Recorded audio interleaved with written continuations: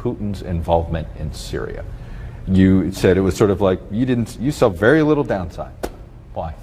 I'll tell you what, I am somebody that, and you know I've been saying this to you for a long time, I want our military to be beyond anything, no contest. And technologically, most importantly, because you're getting now, militaries have to be technologically advanced, so we probably have a big advantage. We do have a big advantage of that. But we are going to get bogged down in Syria.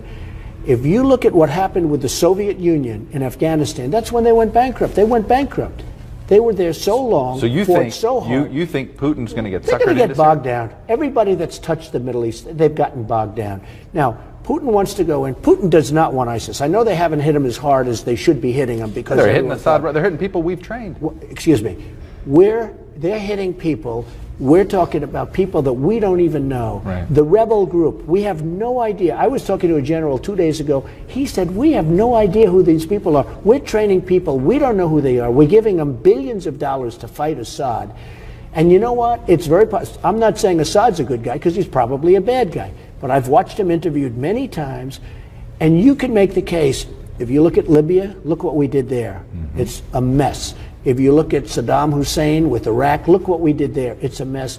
It's going to be the same thing. Do you think the Middle East would be better today if Gaddafi, Saddam, and Assad were sort of, if Saddam and Gaddafi were still there and Assad were stronger? Do you think the Middle East would be safer? It's not even a contest, Jack. It's not even a contest. Iraq is a disaster. And so it'd be better off if Saddam were in charge. Don't forget, ISIS came out of Iraq. Right. It was like the leftovers that didn't get taken care of. Let me button this up. If Saddam and Gaddafi, do you think things would be more stable? Of course it would be.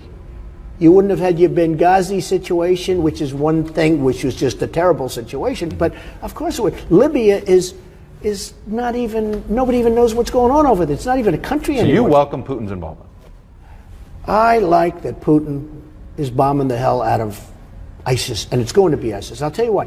Putin has to get rid of ISIS because Putin doesn't want ISIS coming into Russia. Why do you trust him and nobody else does? I don't trust him. I don't trust him at all. Other than we both got very good ratings the other night on 60 Minutes because it was with me and Putin. Can you believe this? Of all there things, you go. Right? So I don't know. Did I get the ratings or did he? But the truth is, it's not a question of trust. I don't want to see the United States. We've spent $2 trillion in Iraq, probably $1 trillion in Afghanistan. We're in there. We're destroying our country. We owe $19 trillion. We're bogged down. Russia was bogged down in Afghanistan, meaning the Soviet Union. It broke up the Soviet Union. They're going to get bogged down. You watch. As sure as you're sitting there, and I'm the one that said don't do. So you would Chuck, retreat. I said don't do Iraq. You would pull out of what we're doing in Syria No, right I'd now. sit back and this is not usually me talking, okay? Because I'm very proactive, right, as you probably know. I know. But I would sit back and let's see what's going on. Here's the problem to what you're saying in Syria. Mm-hmm. We are fighting Assad, and we're fighting for people and helping people that we don't even know who they are. And they may be worse than Assad. They may be worse, okay? They may be worse. And if Assad never happened, if you didn't have a problem in Syria, you wouldn't have the migration. You wouldn't be talking about all of these countries with what's going on in Europe. And now they're talking about taking 200,000 people that we don't even know who they are and bringing them to the United States. The whole thing is ridiculous. So I'm not justifying Putin. But you watch. He'll get bogged down there. He'll be there. He'll spend a fortune. He'll be begging to get out. Everybody that's gone to the Middle East has had nothing but problems.